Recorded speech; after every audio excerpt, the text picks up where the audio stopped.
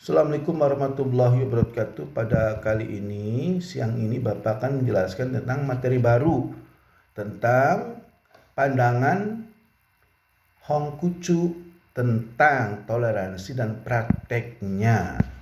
Oke ya, Bapak dengarkan langsung saja karena kita harus kejar materi ini sampai tuntas. Nah, kalau kita lihat negara Indonesia adalah negara yang penuh dengan keberagaman. Negara Indonesia adalah contoh negara yang dapat hidup rukun dan damai walau di dalamnya terdapat banyak keragaman.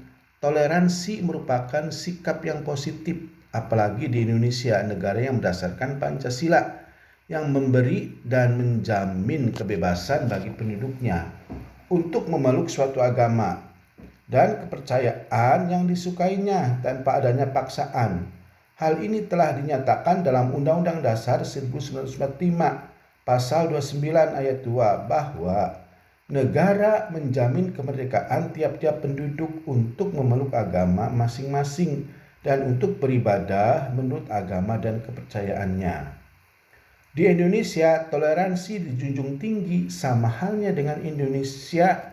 Agama Konghucu pun juga menjunjung tinggi rasa toleransi.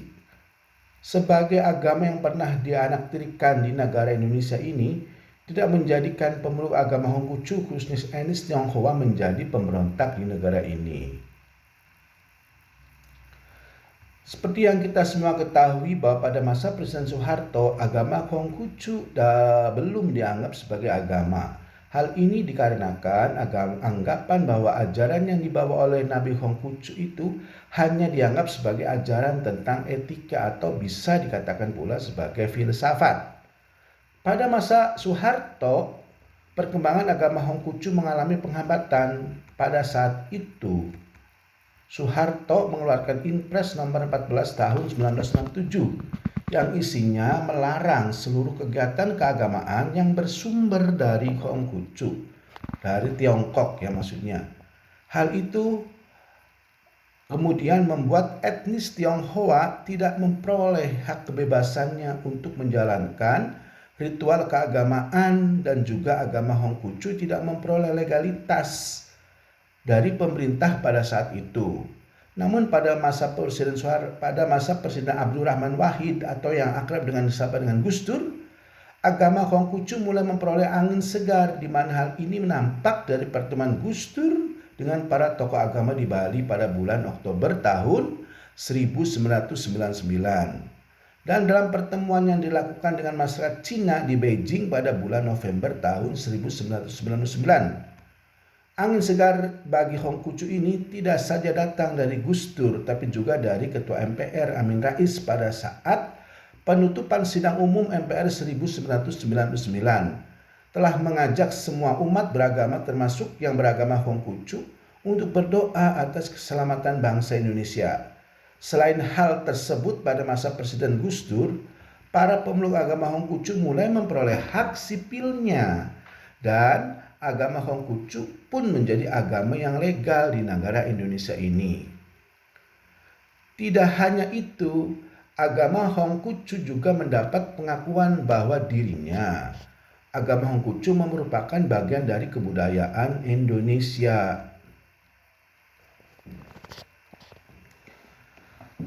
Sebelum hal ini terjadi, agama Konghucu sebenarnya sudah menjadi agama yang legal di Indonesia. Akan tetapi, kondisi politik setelah kemerdekaan Republik Indonesia menguntungkan bagi orang Cina, serta kuatnya desakan dari pemerintah Orde Baru untuk membaurkan orang Cina ke dalam kelompok pribumi, dan ditambah lagi dengan dikeluarkannya Surat Edaran Menteri Dalam Negeri nomor 477/4054 BA 01246839 tanggal 18 November 1978 yang menyebutkan bahwa agama yang diakui pemerintah adalah Islam, Kristen, Protestan, Katolik, Hindu, dan Buddha. Sehingga sejak saat itu status dari agama Konghucu menjadi tidak jelas. Akibatnya pada saat itu banyak orang-orang pemeluk agama Konghucu kemudian memilih untuk berpindah agama dengan masuk agama seperti Buddha, Protestan, Katolik, dan Kristen. Kenyataan yang ada bahwa dalam sejarah peradaban dunia pun dipenuhi dengan sejarah yang selalu menceritakan konflik yang pernah terjadi pada saat itu. Perselisihan, kesalahpahaman, bahkan peperangan yang terjadi menyangkut pada hubungan antara etnis dan juga agama yang terkadang begitu mengerikan dan tak kunjung usai. Setiap orang memiliki haknya masing-masing untuk merasa bahwa dirinya itu lebih baik daripada orang lain, biasanya dalam hal-hal tertentu saja. Bahkan setiap bangsa juga memiliki hak untuk menanggapi bahwa bangsanya itu lebih baik dibandingkan bangsa yang lain. Dan setiap pemeluk agama juga berhak untuk menganggap bahwa agamanya adalah yang paling baik daripada agama yang lain. Sebagai makhluk hidup, kita semua tentu memiliki kekurangan dan kelebihan masing-masing, dan kita tidak dapat memungkiri kedua hal tersebut, apalagi mengenai kekurangan yang dimiliki.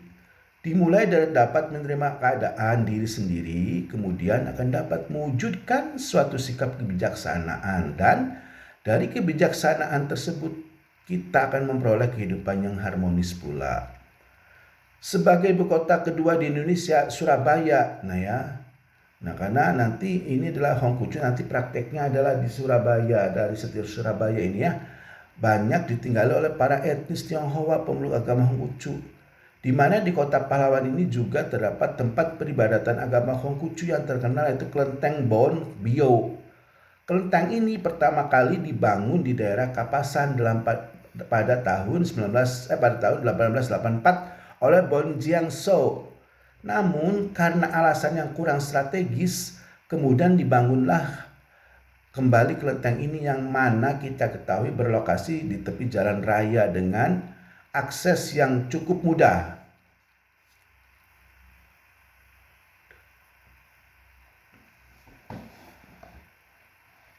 Alasan didirikannya kelenteng Bonbio ini sendiri adalah adanya inisiatif yang muncul disebabkan karena belum ada tempat ibadah untuk etnis Tionghoa sampai pada akhir abad 19 di daerah tersebut.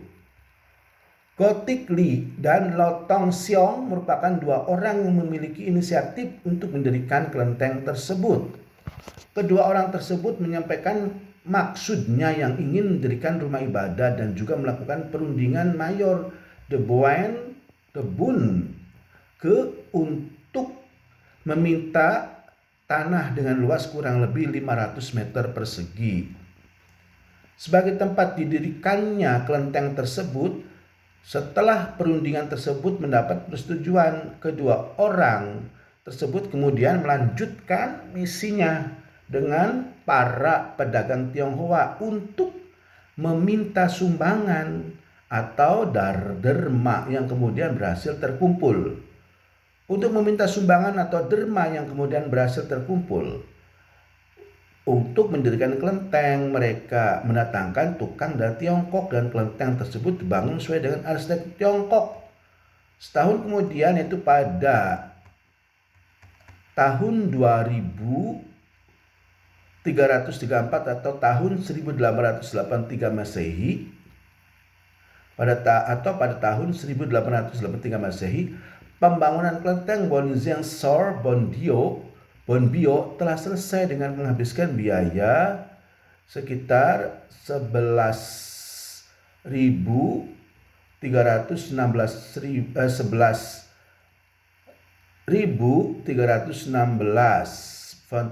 Fonterling ya. Karakteristik Bonbio juga dibandingkan lintang atau kelenteng lain adalah mengembangkan pemurnian ajaran agama Hongkucu dan menjaga atau menghindari percampuran dengan ajaran agama lain seperti Tao dan Buddha, seolah-olah tidak sinkretisme. Hal ini terbukti dari altar peribadatan yang mana di sana tidak terpasang patung Konghucu, Laozi dan Buddha Gautama. Yang terpasang hanyalah lampu merah yang kecil sebagai simbol Konghucu yang menggambarkan titik pusat sebagai fokus konsentrasi kepadanya. Di kelenteng Bonbio, khusus diperuntukkan pada orang yang memeluk agama Hongkucu dalam mempelajari ajaran Hongkucu serta budaya Tiongkok yang sudah banyak ditinggalkan oleh etnis Tionghoa yang berada di Surabaya. Hal ini juga sesuai dengan namanya itu Bon Wen, yang berarti kesusastraan, terpelajar atau pujangga. Dan Biomio berarti kuil dan arti keseluruhan adalah kuil para terpelajar. Kuil untuk mempelajari sastra atau kuil kebudayaan. Agama Hongkucu adalah agama yang berasal dari ajaran yang dibawa oleh Nabi Hongkucu. Nah, agama ini tidak suka apabila dalam mengajarkan ajarannya tersebut kemudian dikaitkan dengan paham ketuhanan. Hal itu tercermin di mana ia selalu menolak membicarakan hal-hal yang bersifat metafisika dan akhirat. Ia hanyalah seorang filosof sekuler yang mempermasalahkan moral kekuasaan dan akhlak pribadi manusia yang baik. Namun dikarenakan ajaran-ajaran yang lebih banyak mengarah pada kesusilaan dan mendekati ajaran keagamaan, maka ia sering digolongkan dan dianggap sebagai pembawa agama. Agama Hongkucu merupakan agama yang mengajarkan perdamaian seperti simbol dari agama itu sendiri, yakni yin dan yang. Menurut mereka, Tuhan menciptakan kehidupan dengan dua unsur yang berbeda yang disimbolkan dalam yin dan yang berarti positif dan negatif. Yin yang itu bukanlah dikotomi tetapi sesuatu yang bersinergi, di mana dalam yin terdapat satu titik yang dan dalam yang terdapat satu titik yin. Hal tersebut menjadi simbol dari peribadatan tersebut adalah untuk saling mengisi. Dari dasar agama tersebut sudah diajarkan mengenai perbedaan dan juga sikap dalam menghadapi perbedaan tersebut, dan hal itu adalah bentuk toleransi. Nah, toleransi mereka terhadap orang atau kelompok yang berbeda dari mereka, dan dari toleransi tersebut timbul rasa persaudaraan di antara sesama. Nah, langsung kita ke bagaimana mereka memandang toleransi, bagaimana Hongkucu memandang toleransi ya. Toleransi berasal dari bahasa Latin tolerantia yang memiliki arti kelonggaran, kelembutan hati, keringanan, dan kesabaran. Sinonim kata dari toleransi dalam bahasa Arab ialah kata tasamuh. Tasamuh dalam bahasa Arab berarti membiarkan sesuatu untuk dapat saling mengizinkan dan saling memudahkan. Dapat dipahami dari kata tasamuh tersebut dimaksudkan yang mana kita sebagai manusia jika sedang berbeda pendapat, harusnya dapat saling menghargai pendapat orang lain, di mana masing-masing orang juga berhak untuk mengembangkan pendapatnya dan jangan saling menjatuhkan satu dengan yang lain. Toleransi dapat pula diartikan sebagai suatu sikap yang terbuka, mau menerima, mau menghargai, saling menghargai, dan sabar. Toleransi dilakukan di tengah perbedaan atau keragaman yang ada, di mana hal tersebut dilakukan dengan harapan dapat meminimalisasi terjadinya konflik dengan perbedaan atau keragaman tersebut. Toleransi sendiri dapat juga diartikan sebagai suatu sikap yang mewujudkan adanya kerukunan antar sesama. Toleransi dapat dilakukan dalam berbagai hal, seperti salah satunya adalah toleransi dalam kehidupan beragama. Toleransi dalam beragama merupakan suatu sikap saling menghargai antara satu dengan yang lain mengenai kepercayaan yang diyakininya, di mana hal ini berkaitan dengan akidah dan ketuhanan. Sikap sabar menerima orang lain dalam memilih keyakinan yang lain dan melakukan sesuatu yang lain yang dilakukan dalam menjalankan kepercayaan beragama sesuai dengan keyakinan yang dipilihnya, di mana setiap individu memiliki hak dan kebebasannya untuk memilih dan menjalankan agamanya itu. Dengan ikut memberikan kebebasan dan penghormatan kepada pemeluk agama lain dalam meyakini dan menjalankan agamanya merupakan salah satu bentuk dari toleransi. Toleransi antar umat beragama merupakan penentu kerukunan dan keharmonisan kehidupan masyarakat, di mana terciptanya hubungan sosial yang dinamis yang menyangkut hubungan orang per orang maupun antar kelompok masyarakat. Setiap agama yang ada di dunia ini lahir berbeda-beda. Hal ini disebabkan karena setiap agama memiliki latar belakang budaya yang berbeda pula. Terlepas mengenai perbedaan yang ada, munculnya masing-masing agama memiliki prinsip yang sama. Kesamaan tersebut merupakan sumber dan tujuan dari agama itu sendiri, yakni sama-sama bersumber dan tertuju kepada Tuhan Yang Maha Esa. Menurut Zhou Jinhua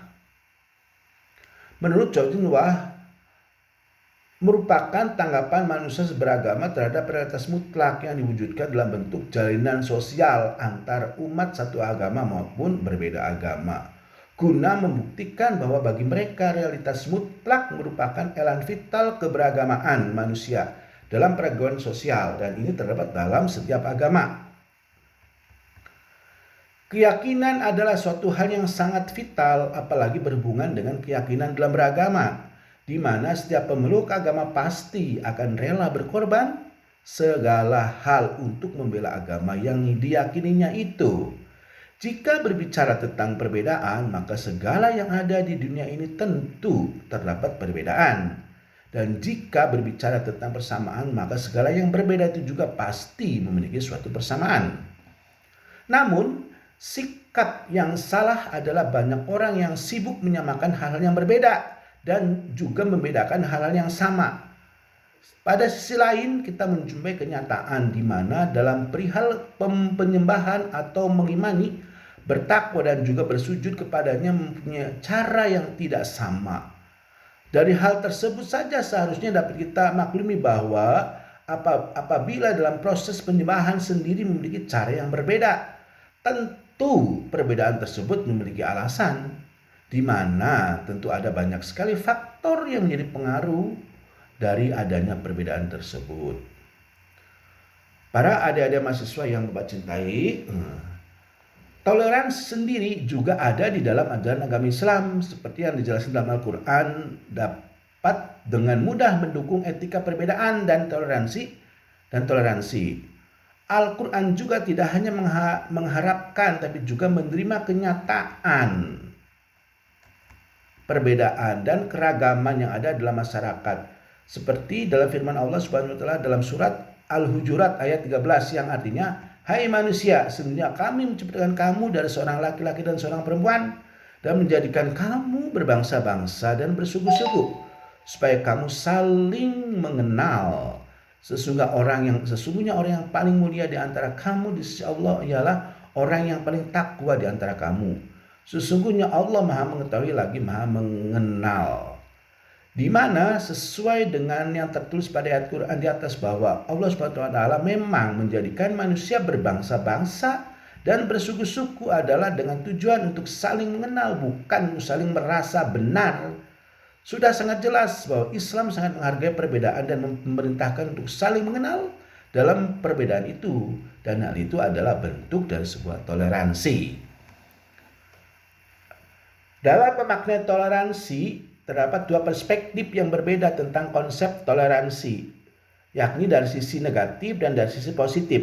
Yang pertama, perspektif dari sisi negatif, yang menyatakan bahwasannya toleransi itu hanya cukup dengan memberikan syarat, yakni adanya sikap membiarkan orang lain dan tidak menyakiti orang lain atau kelompok lain, baik yang berbeda maupun yang sama dengan kita. Sedangkan yang kedua, perspektif dari sisi positif yang menyatakan bahwa toleransi itu bukan hanya sekedar seperti hal yang pertama, perspektif negatif, namun harus pula memberikan bantuan serta dukungan terhadap keberadaan orang lain atau kelompok lainnya. Toleransi sendiri juga mempunyai beberapa unsur yang perlu ditekankan dalam prakteknya terhadap orang ataupun kelompok lain. Ada 4 unsur yang dimaksud, yakni memberikan kebebasan dan kemerdekaan, mengakui hak setiap orang, menghormati keyakinan orang lain, dan saling mengerti. Di mana penjelasan keempat unsur-unsur tersebut adalah yang pertama mengenai memberikan kebebasan atau kemerdekaan. Pada hakikatnya, manusia diciptakan disertai dengan kebebasan atau kemerdekaan dalam berbuat dan bertindak menurut dirinya sendiri sejak kelahirannya sampai ia meninggal dunia. Hal itu juga termasuk dalam kebebasan atau kemerdekaan untuk memilih dan meyakini suatu agama atau kepercayaan tertentu, di mana hal tersebut tentu saja tidak dapat diwakilkan ataupun direbut oleh orang lain dengan alasan dan cara apapun. Hal ini disebabkan karena kebebasan atau kemerdekaan itu sendiri berasal dari Tuhan Yang Maha Esa, yang berarti harus dijaga serta dilindungi dengan baik, di mana dalam setiap negara mengenai kebebasan atau kemerdekaan ini juga diatur dalam undang-undang ataupun peraturan yang dibuat oleh negara. Demikian pula dalam memilih suatu agama atau keyakinan yang setiap orang berhak memilih sesuai dengan keinginannya tanpa ada paksaan dari siapapun. Yang kedua, mengakui hak setiap orang, hak beragama, baik memeluk dan menjalankan ibadah yang dijamin oleh konstitusi dan perundang-undangan lainnya, bukanlah hak yang dapat dilaksanakan sekehendak hati. Artinya, ada rambu atau syarat-syarat tertentu agar pelaksanaan hak itu tidak mengganggu hak orang lain, keamanan dan ketertiban masyarakat, negara dan bangsa. Dengan kata lain, ada pembatasan-pembatasan yang harus diperhatikan oleh penduduk. Pembatasan tersebut ada pada pasal 28J ayat 2 Undang-Undang Dasar 1945, J pasal 73 Undang-Undang HAM. Pasal 28J ayat 2 menentukan bahwa dalam menjalankan hak dan kebebasannya, setiap orang wajib tunduk pada pembatasan yang ditetapkan dengan undang-undang yang dimaksud, semata-mata untuk menjamin pengakuan serta penghormatan atas hak dan kebebasan orang lain, dan untuk memenuhi tuntutan yang adil sesuai dengan pertimbangan moral, nilai agama, keamanan, dan ketertiban umum dalam satu masyarakat demokratis. Setiap orang memiliki haknya masing-masing, sikap secara mental yang mengakui hak orang lain dalam menentukan sikap diri sendiri dalam berperilaku. Tentu, sikap dan perilaku yang dilakukan tersebut tidak sampai melanggar hak orang lain, di mana apabila dalam menentukan sikap berperilaku sampai mengganggu hak orang lain, maka akan membuat kehidupan dalam masyarakat menjadi kacau. Yang ketiga, menghormati keyakinan orang lain.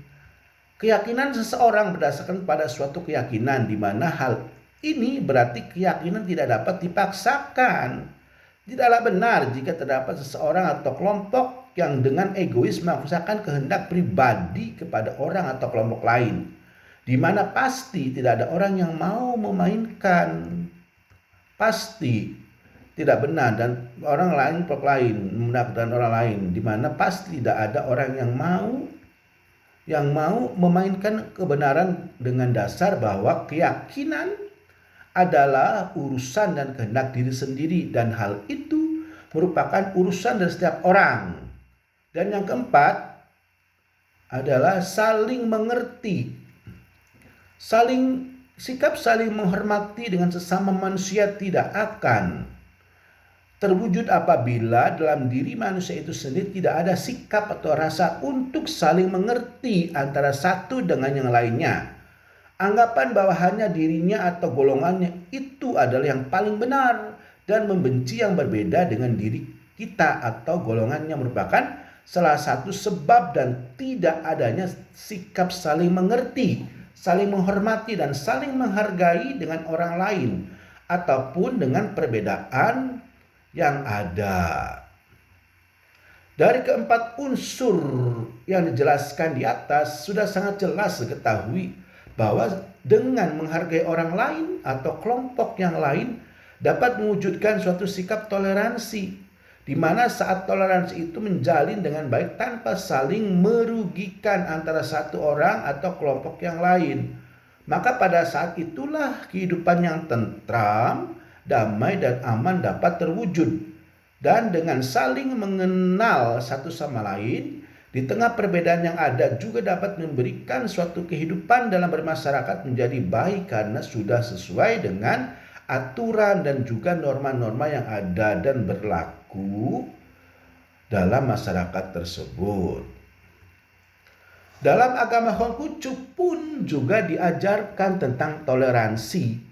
Agama Konghucu adalah agama yang identik dengan etika moralnya Kongji atau Konfusius atau Konghucu tidak pernah mengajarkan umatnya untuk mengungguli pihak manapun juga. Tidak ada satu ayat pun dari kitab Suci yang memerintahkan umatnya untuk berlomba-lomba menambah pengikut, terlebih dengan cara merebut umat dari agama lain. Bila setiap agama yang selalu mengungguli pihak lain, menaifkan satu sama lain dan merasa ditunjuk tian sebagai agen tunggal kebenaran, maka hasilnya energi yang seharusnya digunakan untuk membina diri malah digunakan untuk saling mengalahkan. Selalu siap menerkam, menjadi menjadi beringas dan kehilangan nilai luhur dari ajaran agama itu sendiri.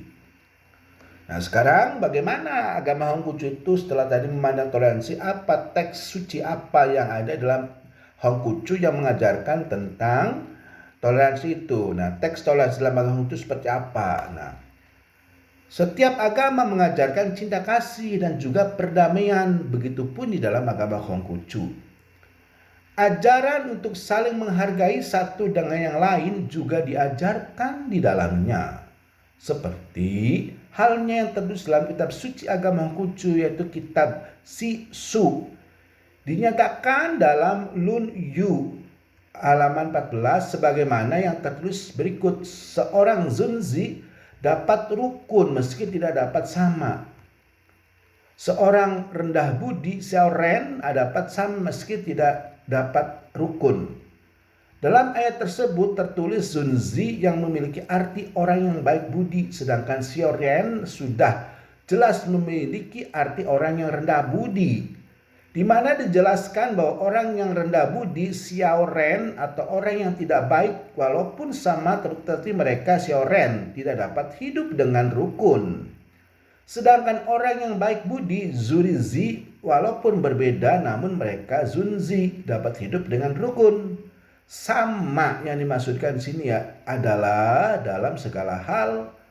Misal saja orang yang rendah budi Xiaoren itu dengan sesamanya yang seagama ataupun etnis tidak dapat hidup dengan rukun. Hal ini dikarenakan bahwa mereka Xiaoren memiliki rendah budi atau sama dengan memiliki perilaku atau budi yang tidak baik. Karena itulah yang kemudian menjadikan mereka Xiaoren tidak dapat hidup rukun, walaupun itu dengan sesamanya. Jika dengan sesamanya saja mereka Xiaoren tidak dapat hidup rukun, maka sudah pasti mereka tidak akan dapat hidup rukun dengan siapapun yang berbeda dengan mereka atau Xiaoren. Sedangkan dalam orang yang baik budi Zunzi juga, mereka Zunzi dapat hidup dengan rukun walaupun dengan yang berbeda. Karena baik budi atau sama dengan orang yang memiliki sikap, sifat dan perilaku yang baik, maka mereka Zunzi akan dengan mudah hidup rukun dengan yang berbeda. Mereka Zunzi saling menghargai dan bertoleransi dengan yang lain. Mereka Zunzi memiliki pegangan yakni segala pikiran, perkataan dan juga perbuatannya sesuai dengan firman Tuhan yang diajarkan oleh Konghucu. Karena pikiran, perkataan dan perbuatan yang sesuai dengan yang diajarkan oleh Konghucu, maka dengan itu mereka akan menjadi orang yang baik budi atau Zunzi.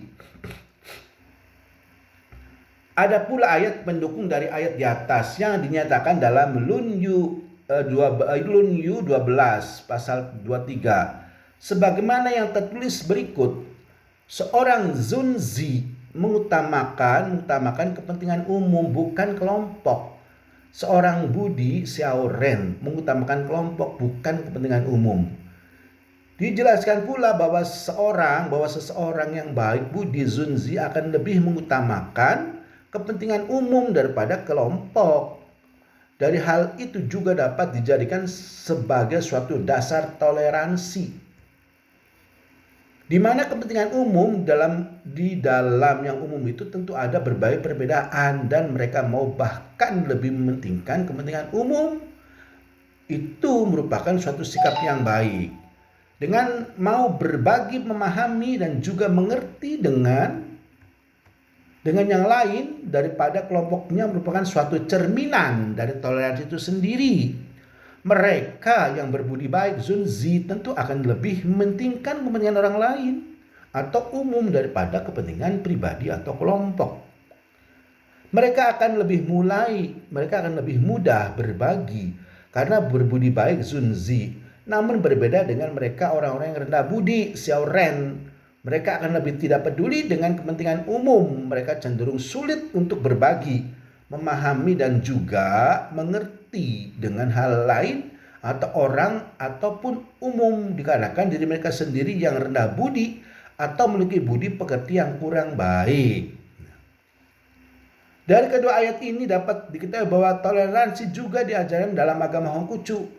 Dalam kedua ayat tersebut dijelaskan bahwa orang yang baik budi, Zunzi, dan orang yang rendah budi, Xiao Ren, merupakan dua gambaran dari alasan seorang yang bertoleransi, di mana toleransi tersebut dimulai dari diri sendiri dan bagaimana pribadi seseorang dalam beragama. Jika seseorang berpegang teguh dari dan menjadikan ajaran agamanya sebagai pedoman dalam berpikir, berkata, dan berbuat, maka seseorang akan sangat dengan mudah, bahkan sudah pasti bahwa orang tersebut akan dapat untuk saling menghargai, menerima, dan memahami dengan yang lain. Selain dua ayat tersebut di atas, ada pula ayat dalam kitab suci agama Hongkucu yang juga menjadi dasar toleransi dalam agama Hongkucu, yaitu yang seperti dinyatakan dalam Lungui pasal 15 ayat 24, yang mana tertulis sebagai berikut: jangan melakukan sesuatu kepada orang lain jika kamu tidak ingin orang lain melakukannya kepada kamu. Dalam ayat ini menjelaskan bahwa segala sesuatu yang dilakukan akan kembali pada diri sendiri.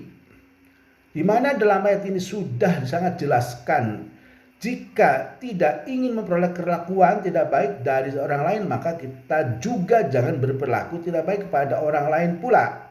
Ayat ini dijadikan sebagai suatu dasar dari ajaran dalam agama Hongkucu yang mengenai persaudaraan. Sementara itu, agama Hongkucu juga mengajarkan bahwa manusia memiliki potensi untuk menjadi manusia yang baik, karena pada dasarnya manusia baik karena adanya pendidikan moral. Perbedaan selalu ada, kapanpun dan dimanapun berada, perbedaan itu pasti terdapat di sana, dan setiap manusia tidak dapat menghindar dari hal itu. Apabila kita salah dalam menilai dan melihat suatu perbedaan, maka segala perbedaan itu akan terasa bertentangan dengan kita. Hal ini dikarenakan diri kita sendiri yang tidak dapat menerima dan memahami perbedaan tersebut. Sedangkan apabila diri kita dapat menerima dan memahami perbedaan tersebut dengan baik, maka perbedaan yang ada tersebut justru akan menjadi suatu yang sangat baik untuk kita, karena sebenarnya menghadapi perbedaan itu hanya bagaimana cara kita dapat menerima dan memahami dengan baik. Mencoba menerima dan memahami yang diinginkan orang lain dan juga apa yang diri kita inginkan dari orang lain merupakan suatu hal yang tidak mudah. Namun bukan berarti tidak bisa dilakukan. Dalam menerima dan memahami yang diinginkan orang lain membutuhkan suatu pengorbanan. Pengorbanan tersebut terkadang tidak mudah, namun harus dilakukan demi terwujudnya suatu hubungan yang baik dan harmonis. Sebagaimana yang dinyatakan dalam Lunyu 9 ayat 30 yang terus sebagai berikut: yang dapat diajak belajar bersama belum tentu dapat diajak bersama menempuh jalan suci beragama. Yang dapat diajak bersama menempuh jalan suci belum tentu dapat diajak bersama berteguh. Dan yang dapat diajak bersama berteguh belum tentu dapat bersesuaian paham. Menyamakan segala perbedaan yang ada tidak harus adanya, yang mana perbedaan biarlah tetap menjadi perbedaan. Perbedaan adalah warna dari kehidupan. Dari adanya perbedaan kita menjadi belajar untuk memahami, menghargai, dan menghormati antara satu dengan yang lainnya.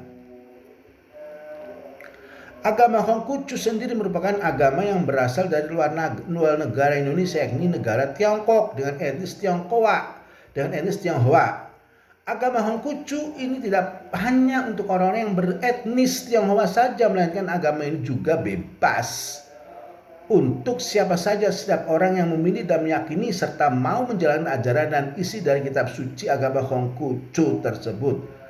Agama Konghucu sendiri meyakini dan juga mempercayai bahwa Tuhan itu hanya satu, di mana Tuhan dalam agama Konghucu sendiri disebut dengan Tian. Dalam agama Konghucu, Tuhan sendiri memiliki 5 nama atau 5 sifat, yakni Tian yang mengandung makna maha besar, yang maha esa, yang maha besar, maha esa. Ti mengandung makna yang maha besar atau yang maha menciptakan atau menguasai langit dan bumi. Yang ketiga adalah Tailet yang mengandung semakna Tuhan yang maha esa. Sedangkan yang keempat Kian yang mengandung makna Tuhan yang maha esa, keempat adalah Kian yang mengandung makna Tuhan yang maha pencipta alam semesta. Dan yang keenam Kuisin yang mengandung makna Tuhan yang maha esa, yang maha esa atau maha roh. Tuhan daripada hukum alam yang menjadikan hukum. Ajaran tentang ketuhanan inilah yang menjadikan sebagai dasar utama dalam penerapan konsep keimanan agama Konghucu. Selain itu, di dalam agama Konghucu sendiri memiliki nabi bernama Konghucu. Nabi Konghucu merupakan nabi besar dalam agama Konghucu serta seorang tokoh penyempurna ajaran para leluhurnya terdahulu. Artinya para leluhur ajaran tradisi Cina ya. Konghucu merupakan seorang yang bermoral dan menjunjung tinggi nilai-nilai moral. Setiap agama tentu memiliki kitab suci. Begitupun agama Konghucu juga memiliki kitab suci. Ini kitab suci. Kitab suci dalam agama Konghucu merupakan pedoman hidup bagi para pemeluk agama Konghucu. Nah, setelah tadi teks agama Konghucu tentang toleransi, juga sekarang prakteknya bagaimana? Praktek toleransi dalam agama Konghucu di Kelenteng Bonbio, Surabaya. Karena ini riset ya, dipraktekkan gimana orang Cina yang beragama Konghucu itu memandang konsep toleransi dan prakteknya ya. Nah, jadi praktek toleransi itu Bapak lihat di Kelenteng, ini kasus ya, ini bisa digeneralisasi ya.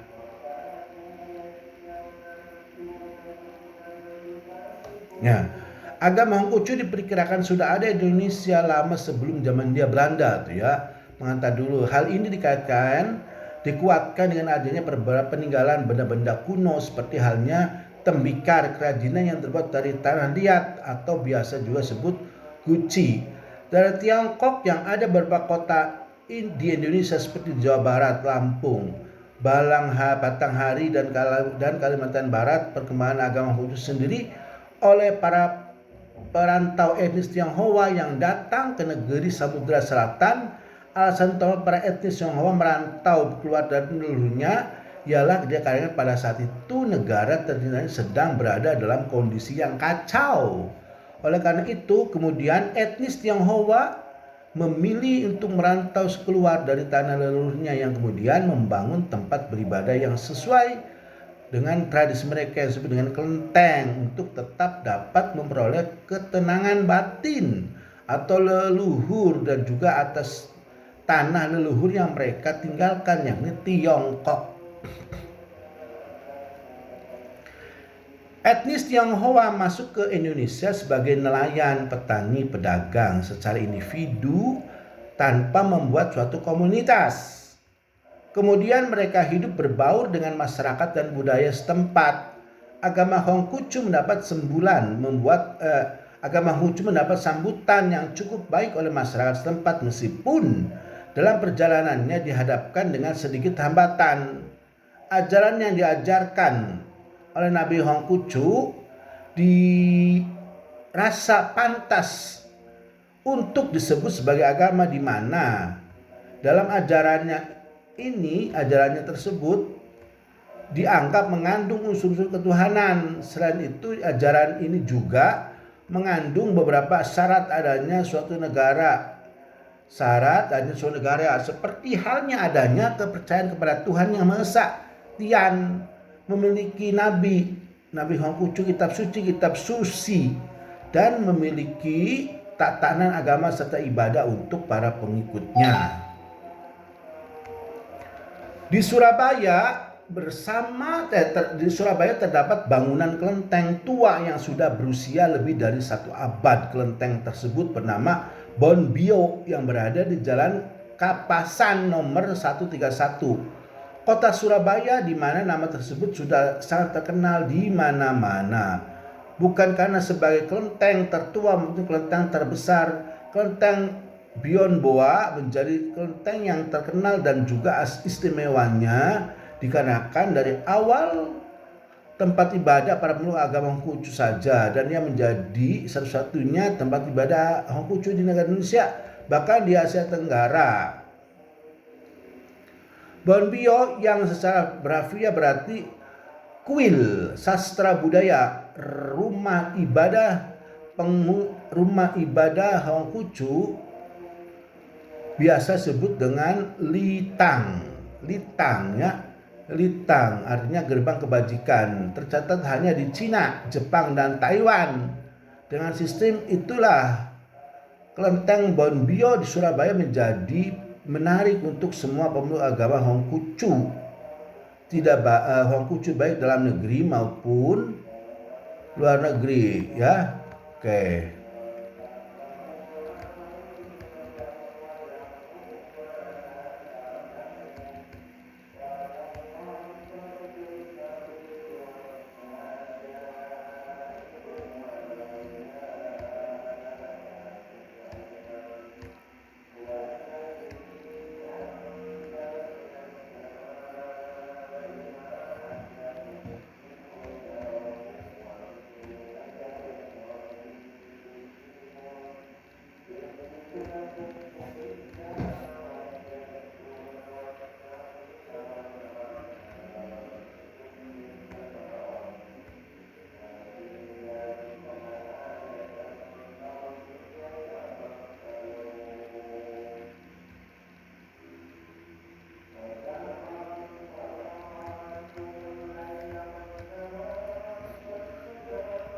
Selain berpahal di atas, toleransi juga sudah sangat terlihat pada masa pembangunan kelenteng Bonbio, di mana pada saat itu kelenteng Bonbio memperoleh banyak bantuan, tidak kecuali bantuan itu datang dari orang-orang non-Hongkucu yang berupa materi untuk kelancaran pembangunan kelenteng Bonbio.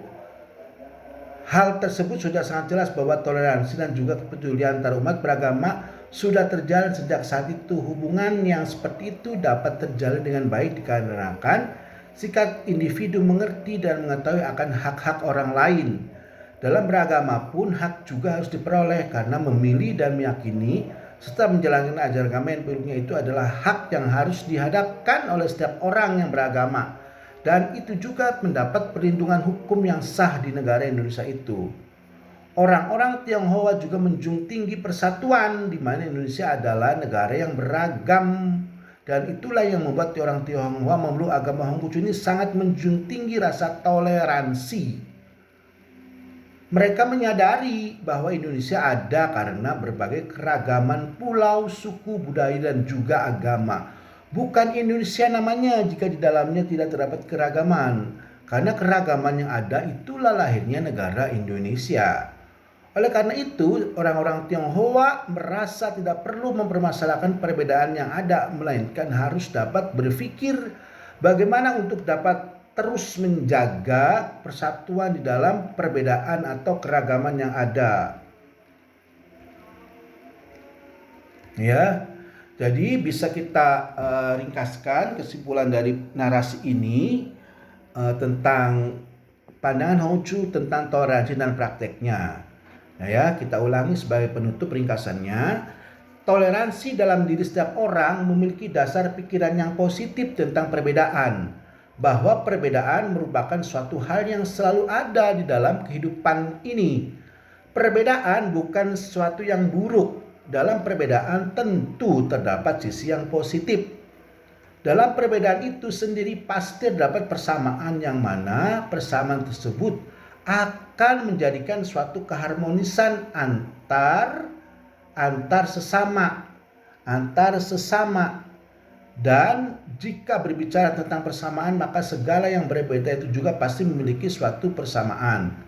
Namun sikap yang salah adalah banyak orang yang sibuk menyamakan hal-hal yang berbeda dan juga membedakan hal-hal yang sama. Lain halnya atau pada sisi lainnya, kita menjumpai kenyataan di mana dalam perihal penyembahan atau mengimani, bertakwa dan juga bersujud kepadanya mempunyai cara yang tidak sama. Dari hal tersebut saja seharusnya dapat dimaklumi apabila dalam proses penyembahan sendiri memiliki cara yang berbeda. Tentu perbedaan tersebut memiliki alasan di mana tentu ada banyak sekali faktor yang menjadi pengaruh dari adanya perbedaan tersebut. Menyamakan segala perbedaan yang ada tidak harus adanya, yang mana perbedaan biarlah tetap menjadi perbedaan. Perbedaan adalah warna dalam kehidupan. Dari adanya perbedaan kita menjadi belajar tentang memahami, menghargai dan juga menghormati antara satu dengan yang lainnya. Orang-orang Tionghoa sangat pandai dalam mengambil hati warga pribumi, khususnya di kelenteng Bonbio, Surabaya. Mereka sadar jika mereka sebagai pendatang dengan warga pribumi itu berbeda. Namun mereka sampai saat ini dapat hidup rukun berdampingan dengan warga pribumi.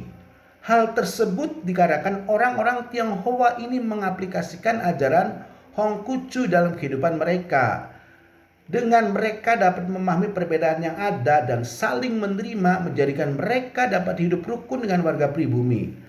Dan hal itu merupakan bentuk dari toleransi seperti halnya yang diajarkan dalam agama Hongkucu.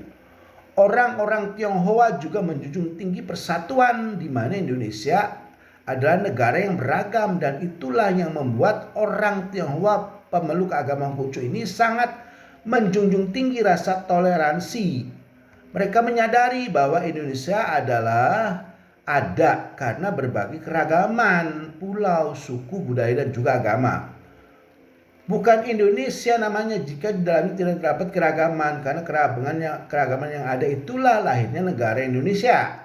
Oleh karena itu orang-orang Tionghoa ini merasa tidak perlu mempermasalahkan perbedaan yang ada, melainkan harus dapat berpikir sebagaimana untuk dapat terus menjaga persatuan di dalam perbedaan atau keragaman yang ada ya.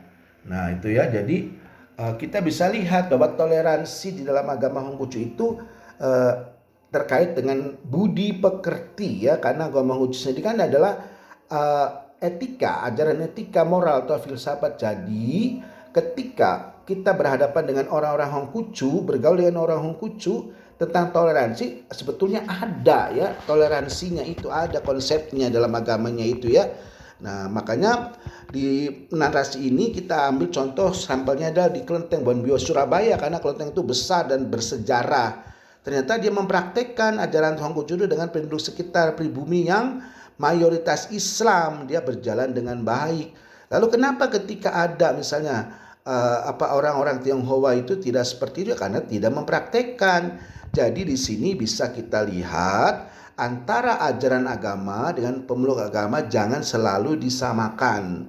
Begitu juga ketika orang beragama berbuat baik, bertoleransi, jangan dikatakan bahwa itu adalah hasil dari olah pikirnya sendiri.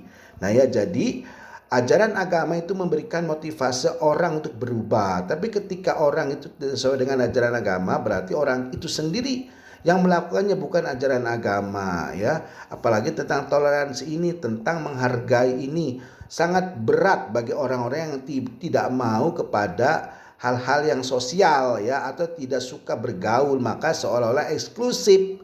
Nah, tapi orang yang suka bergaul, maka dia akan berpikir toleransi atau inklusif. Nah, itu memberi penghargaan, membiarkan orang lain untuk berbeda, ya. Yang terpenting adalah kita ketika ada perbedaan bukan untuk disama-samakan, atau yang berbeda jangan dianggap tidak ada. Itu yang keliru. Nah, biarkan masing-masing berbeda itu berjalan dari relnya masing-masing, karena itu sudah diciptakan oleh Allah. Kalau kita Muslim, dan memang secara umum juga bisa dikatakan bahwa perbedaan itu sudah ada, tidak pernah akan tidak ada perbedaan itu. Karena apa?